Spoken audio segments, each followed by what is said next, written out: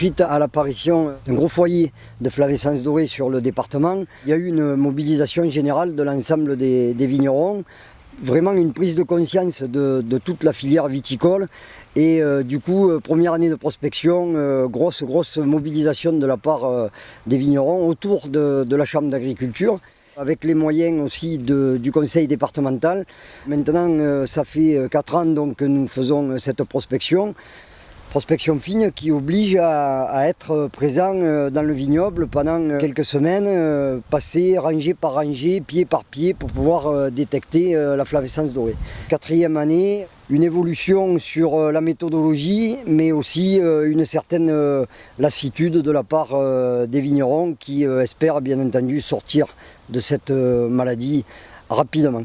L'organisation que nous avons mis en place au sein de la cave des vignerons du Roironnet pour la prospection fine, pour lutter contre la flavescence dorée, est basée sur le volontariat des coopérateurs. La surface prospectée pour la cave, c'est 700 hectares, plus les caves particulières, on arrive aux alentours de 900 hectares sur la commune de Lambesc et sur les communes voisines qui appartiennent à la cave.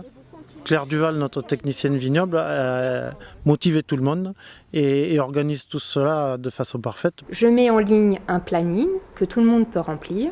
Ceux qui n'ont pas Internet, je les contacte directement et je les inscris en fonction de leur disponibilité. Tout le monde ne peut pas marcher 10 km dans les vignes. Il suffit alors de nous mettre à disposition un salarié ou quelqu'un de la famille. Ça mobilise une 50aine de coopérateurs sur la semaine. Par exemple, aujourd'hui, avec l'aide de la Chambre et de la Fredon, la Chambre d'agriculture des Bouches-du-Rhône, nous sommes à une 40aine sur le terrain pour la journée d'aujourd'hui. Ceux qui sont présents sont indemnisés au temps passé, mais c'est basé sur le volontariat, il n'y a pas une question de surface. L'organisation est simplement vient qui veut et passe le temps qu'il veut et est indemnisé pour cela.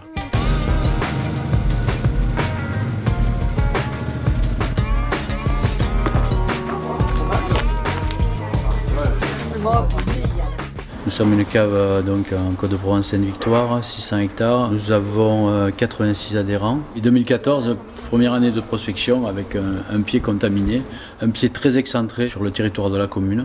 Nous avons mis en place la prospection avec la totalité de la surface qui a été prospectée. En général, on arrive en 2 jours à prospecter tout le territoire de la commune et de la cave. Nous avons mis en place un procédé incitatif, c'est-à-dire que les gens viennent et on a fixé une valeur temps à la prospection à l'hectare et nous répartissons sur l'ensemble de tous nos coopérateurs les frais concernant cette prospection, donc sur les 600 hectares. Et ensuite, une redistribution est faite en fonction du temps passé par chacun.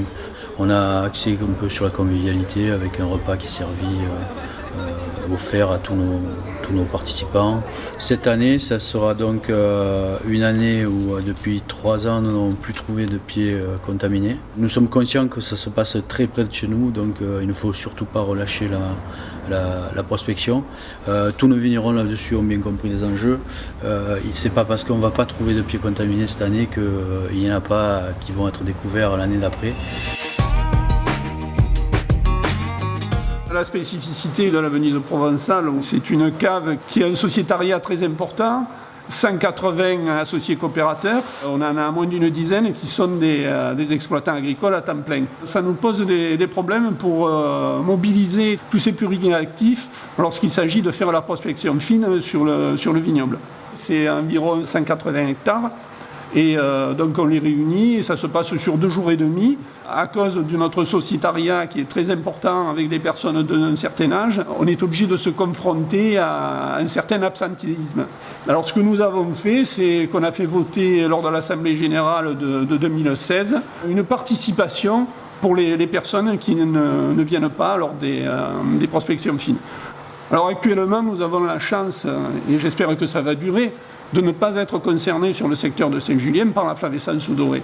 Pour éviter que ça vienne, au niveau des nouvelles plantations, on a fait passer le message en leur demandant d'utiliser des plantes traitées à l'eau chaude pour éviter justement d'avoir cette possibilité de contamination par les plantes.